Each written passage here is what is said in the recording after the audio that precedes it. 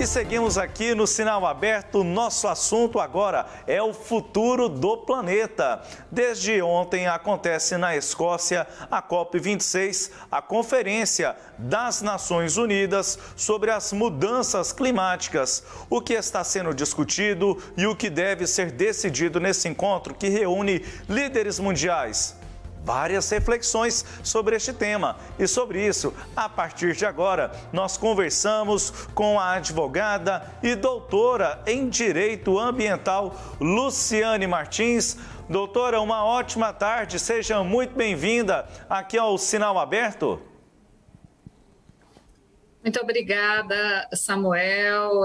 Agradeço mais uma vez essa possibilidade de estar aqui tratando de assuntos de interesse para o meio ambiente, em especial nesse momento, a conferência que está sendo realizada em Glasgow, na Escócia, sobre o clima, que é um importante tema, eu diria, ligado à nossa sobrevivência humana.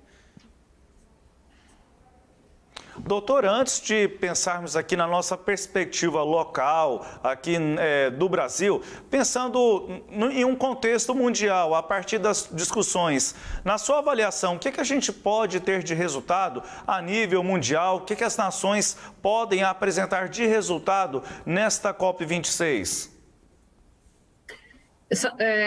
Samuel, eu já participei de várias conferências do clima, estive inclusive em Paris em 2015, onde foi assinado o Acordo de Paris, e todos esses documentos, eles são de uma importância muito grande, porque o empenho todo é no sentido da gente frear esse aquecimento.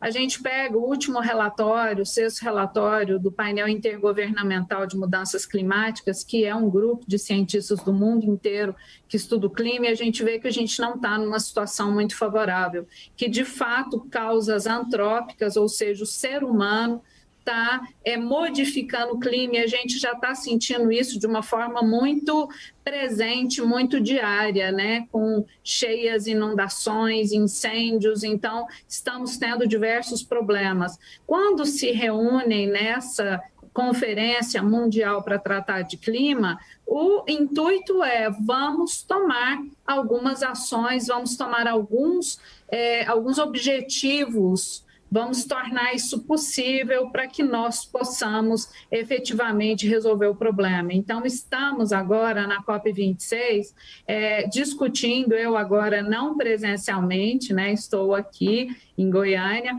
mas discutindo virtualmente, porque existe essa possibilidade dessa participação virtual, desses objetivos. Como é que a gente agora vai implantar o Acordo de Paris de 2015? Então, o grande clamor da sociedade, da juventude vamos colocar em ação? Então, esse é o momento. Então, várias discussões estão acontecendo para que os países não fiquem só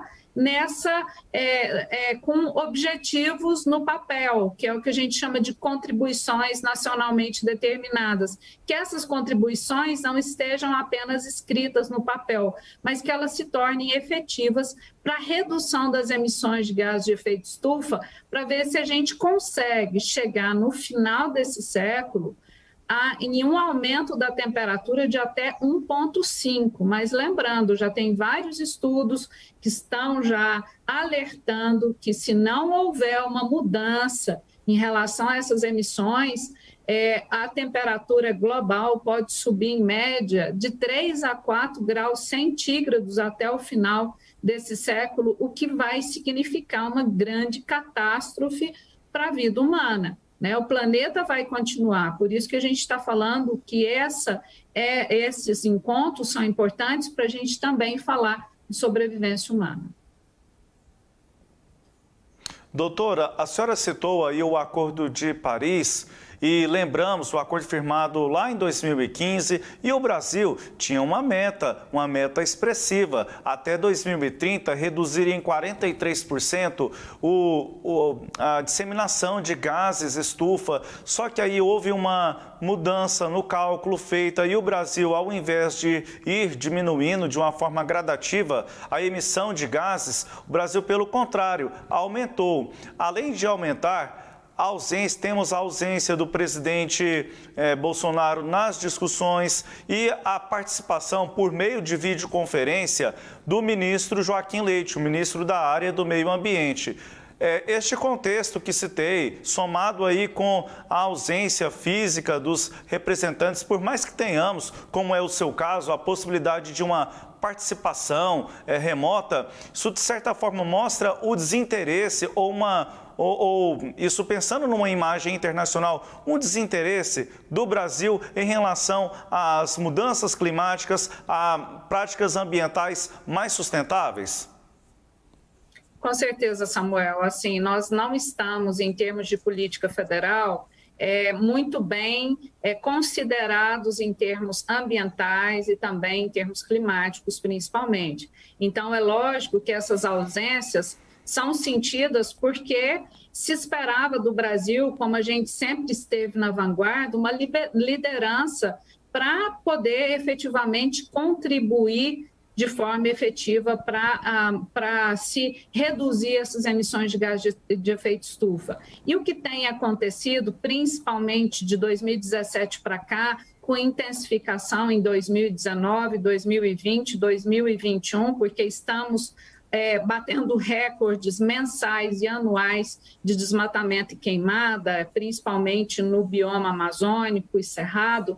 Então, assim, é extremamente preocupante essa ausência. A gente perde, o Brasil perde muito por não estar ali representado, porque são os nossos líderes, são eles que deveriam estar efetivamente lutando pelos interesses do Brasil. O interesse do Brasil é continuar crescendo e a gente já tem estudos demonstrando que não vai haver crescimento econômico se a gente desatrelar da questão ambiental. Teremos falta de água, então como é que a gente vai falar em aumento da produção agropecuária, por exemplo, aqui para a região do nosso estado? Então, assim, as coisas estão interligadas, é bastante preocupante essas ausências. Se a gente puder fazer um contraponto, os governos subnacionais, ou seja, vários governadores estão presentes e querendo participar.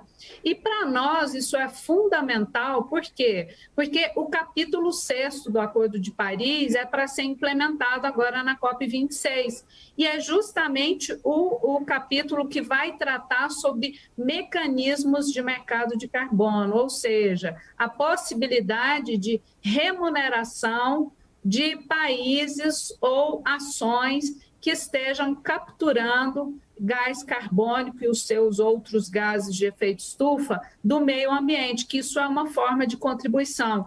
Então, assim, nós, enquanto país que possui a maior biodiversidade do mundo, que possuímos a floresta amazônica, que em que pese estar sendo altamente devastada nos últimos anos, ainda temos um potencial muito grande de captura desses gases de efeito estufa e, portanto, de receber vantagens econômicas pela proteção das nossas florestas e dos nossos biomas. Então, assim, é extremamente preocupante que no momento que o Brasil tem problemas econômicos sérios, nós não estejamos investindo também nesse lado climático que nos propiciaria, sim, pode propiciar projetos interessantíssimos em termos econômicos.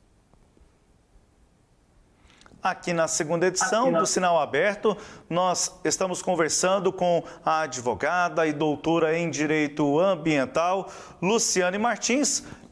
Kleber Ferreira. Doutora Luciane, boa tarde. Tá num lugar bonito, né? Aí ao fundo tá tudo preservado, tá tudo ok. A gente vê o mato, vê a floresta direitinho, parabéns. A senhora se referiu aí àquele artigo 6º, e ontem foi anunciado que hoje 100 líderes de países vão assinar um termo de responsabilidade pelo controle do desmatamento de forma sustentáveis. E entre esses países, são países que detêm 85% das florestas do mundo, então, naturalmente, está o Brasil, né? O Brasil, Canadá,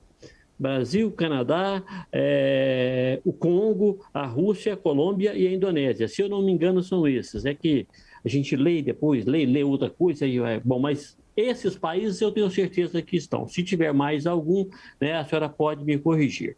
Aí foi anunciado também ontem que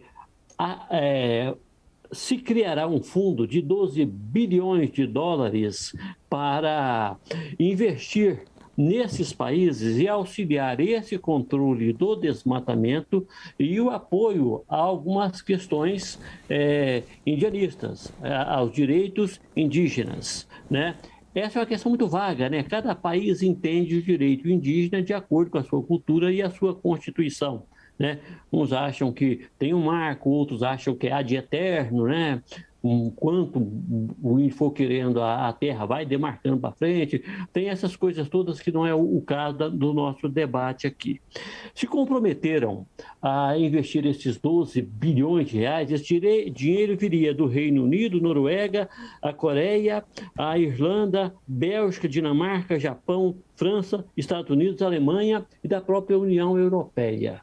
Duas coisas assim que a gente não entende, porque a gente acompanha muita distância, só entrevistando pessoas que conhecem como a senhora, para a gente ter uma segurança maior para formar a opinião pública. Esse fundo de 12 bilhões sai realmente? Esse dinheiro vai aparecer para que esses países possam investir no desenvolvimento sustentável? Porque boa parte disso, do desmatamento, da agressão à natureza, acontece porque o homem não pode morrer de fome. Aí é preciso assistir o drogado que está na rua mais do que o mico-leão dourado. É uma questão de lógica humana. Sem esse dinheiro, não tem preservação ambiental. Aliás, sem dinheiro não tem preservação ambiental. Esse dinheiro vem, 12 bilhões de dólares, são suficientes? Muito interessante, Kleber, essa sua pergunta. Desculpa o tamanho da pergunta, é porque eu queria contextualizar bem, porque eu tenho lido, viu, sobre essa conferência COP. Bom, de fato, é um tema extremamente instigante, porque a gente, quando você coloca aí essa questão social em prevalência, a questão ambiental, então o drogado e o mico-leão dourado, na verdade, a gente não está falando de coisas diversas, a gente está falando da mesma coisa, né? Porque a questão ambiental, ela se tem que primar pela sustentabilidade. A gente só pode falar em sustentabilidade se eu falar nesses 3 pilares fundamentais, qual seja o social, aí entra essa preocupação social que você colocou, o econômico, a gente tem que pensar no pão de cada dia, e o ambiental. E isso não está desconectado. Eu tenho esperança e acredito que esses 12 bilhões irão chegar, sim, não só ao Brasil, mas em todos os países detentores de florestas tropicais. E nesse quesito, o Brasil é o país mais importante, em que pese ele ter perdido completamente o destaque, como foi dito, em função de uma política ambiental desastrosa dos últimos anos. Mas se espera, sim, que a gente possa receber esses recursos. Agora, existem, Kleber, e isso é bom que se diga, projetos importantíssimos que estão, inclusive, já sendo, não dentro desse contexto, né, da COP, já estão sendo financiados por países europeus, justamente para a proteção da nossa biodiversidade. Então, nós temos, por exemplo, um projeto que eu tenho acompanhado com mais carinho, até porque faz parte da minha pesquisa, chama-se Amazônia 4.0, e que visa justamente fazer essa ligação entre esses 3 pilares, né?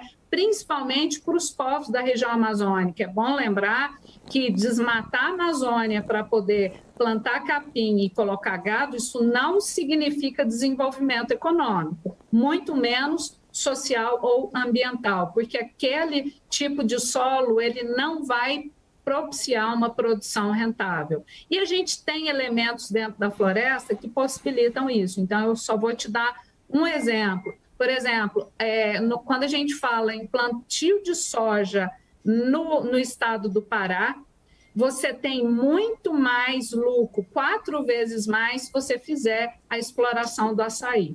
Certo? Então, assim, a gente pode pegar a biodiversidade e implantar projetos como esse Amazônia 4.0, que vem justamente propiciar para essas comunidades que eles melhorem em termos de tecnologia para poder produzir de forma melhor, né, fazer a extração dessa riqueza, como é o caso do açaí, e poder processá-lo e oferir lucros maiores. Então, significa renda, comida no prato para essa população e você preservando a floresta. Então, eu estou falando em aspecto social, positivo, ambiental, porque estarei protegendo a floresta, e também econômico, uma vez que isso tem uma rentabilidade muito maior do que a gente desmatar e colocar gado ou soja na floresta amazônica. Então, a gente tem diversas possibilidades e aí esses recursos podem vir para esses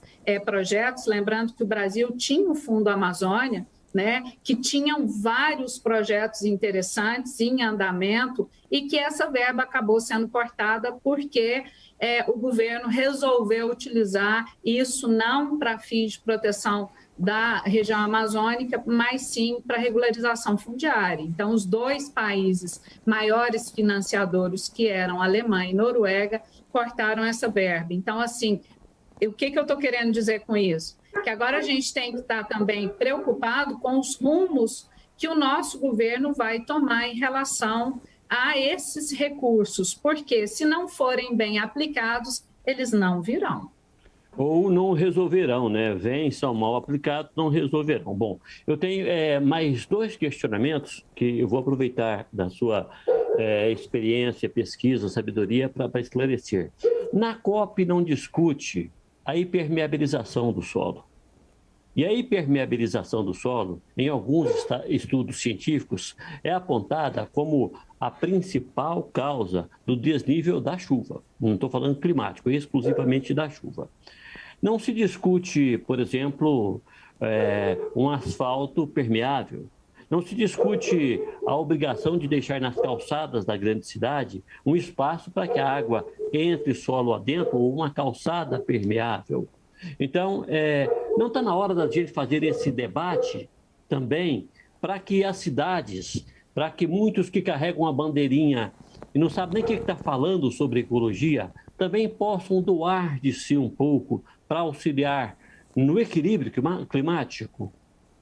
É muito interessante, Kleber. Eu acho que isso é fundamental. A gente tem que pensar essa conferência das partes, né? É um evento mundial que a gente não vai estar tratando de tudo, mas, por exemplo, o Acordo de Paris fala especificamente sobre cidades sustentáveis. Agora, o que é cidade sustentável? Isso vai variar. A gente não pode pegar, por exemplo, cidades norte-americanas ou europeias e implantar aqui no interior do estado de Goiás. Não dá para ter uma regra para situações diferentes, as realidades são diferentes. Então, o que é proposto? Que as cidades tenham também a sua própria agenda climática. É isso que se busca. Então, aqui, para a nossa região, isso é fundamental. Estamos em um país que tem, né, problemas sérios em relação, principalmente, a esses extremos climáticos, a gente está vivendo mais isso, então secas mais intensas, e a hora que vem a chuva, ela vem também de uma forma, às vezes, muito problemática, causando danos às nossas cidades, e aí entra a questão da impermeabilização do solo, e o que a gente está fazendo, né? Porque na hora que a gente pensa, por exemplo, nas nossas cidades, essas áreas impermeáveis, a água vai escoar, e ela vai escoar para vales, onde existiam córregos, onde a gente canalizou córrego, onde a gente retirou a vegetação do entorno, que é chamada área de preservação permanente. Então, é lógico que nós teremos problemas muito mais sérios, mas aí cada cidade tem que ir, né, lógico, tem que haver um aporte federal, a gente tem uma política nacional de mudança do clima de 2009, a gente tem que pensar em nível estadual o que a gente precisa fazer e em nível municipal, as cidades têm que se preparar para todos esses eventos. Pois é, uma outra coisa, essa pergunta aqui o senhor já respondeu, eu ia falar que o senhor já adiantou aí, a falta de orientação para quem vive na terra para explorar aquilo que a terra produz originalmente, economicamente. A senhora citou o açaí, e aqui no Cerrado tem coisa demais que a gente pode explorar economicamente, muita coisa mesmo, que daria muito mais do que derrubar terra cheia de pedra e tentar colocar pasto em cima, porque o boi não vai desenvolver, o pasto não vai desenvolver, a terra não tem aquela vocação, e o pessoal ainda não atentou para isso. Então, eu acho que falta essa orientação, a senhora já abordou. Então, eu vou finalizar a minha parte perguntando para a senhora, o processo de reflorestamento no Brasil, ele usa muito o eucalipto, ao invés de usar a vegetação natural daquele bioma. Vou dar um exemplo de uma pequena propriedade rural que eu herdei do meu pai.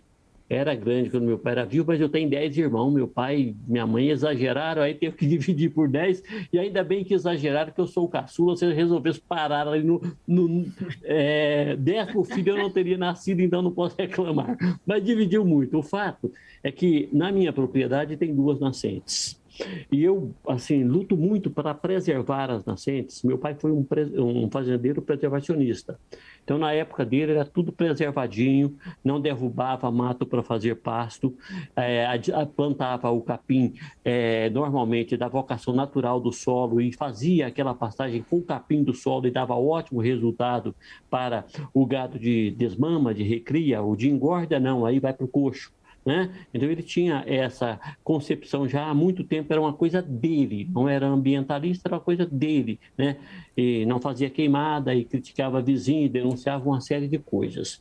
Então, mas depois dividiu as terras e alguns irmãos venderam e abriu ao lado da minha terra, uma terra que meu irmão vendeu, uma mineradora que explora o arenito. E aí a principal mina quase secou com a exploração do arenito lá em cima. E teve uma parte em que o pessoal reflorestou, mas reflorestou com eucalipto. Aí acabou de secar. Não falta uma orientação também, eucalipto não refloresta, eucalipto agride o solo. Eucalipto não é um vegetal do cerrado. O cerrado é aroeira, angico, jacarandá, ginipapo, sangra d'água. E aí coloca o eucalipto lá, não, está reflorestado. Não está. A nascente vai secar porque ele suga toda a água. A gente precisa debater esses temas com mais clareza. E eu não olhei na COP, é claro, não é possível abordar essas coisas tão paroquiais, tão nossas. Mas nós temos que começar a debater isso, não? Com certeza, Kleber, esse é um assunto importante, a gente precisa, por isso que a gente falar em mudança climática passa pela conscientização e pela educação ambiental. Então, parabéns pelo seu pai, né, um sábio, lembrando dele nesse dia, né, e assim, mas o que ele fez está correto, e infelizmente nem sempre é o que tem acontecido, principalmente nessas explorações que tem que acontecer também em termos econômicos, mas que ela tem que ser feita levando com mais preocupação a questão ambiental, né? Então, assim, a mineração, ela vai acontecer, mas ela tem que ter essa preocupação ambiental. Eu trabalho para algumas mineradoras e sei que existe também essa preocupação ambiental, porque deve ser exigido do poder público no momento do licenciamento. Então, de fato, você falar que você está reflorestando com árvore exótica, como é o caso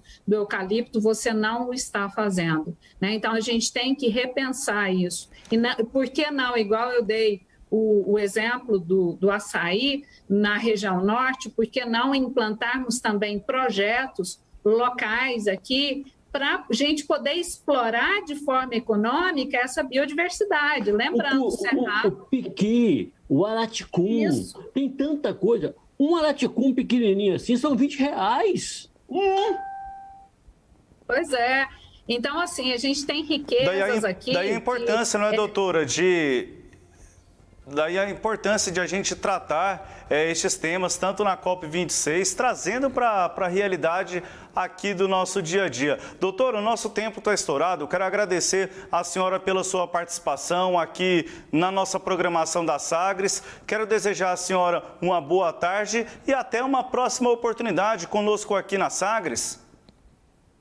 Ok, Samuel Kleber, agradeço muito a oportunidade, estou à disposição. Como a gente viu, é um debate intenso que não se esgota, mas vamos também preocupar com o nosso Cerrado, viu, Kleber? Tá ok.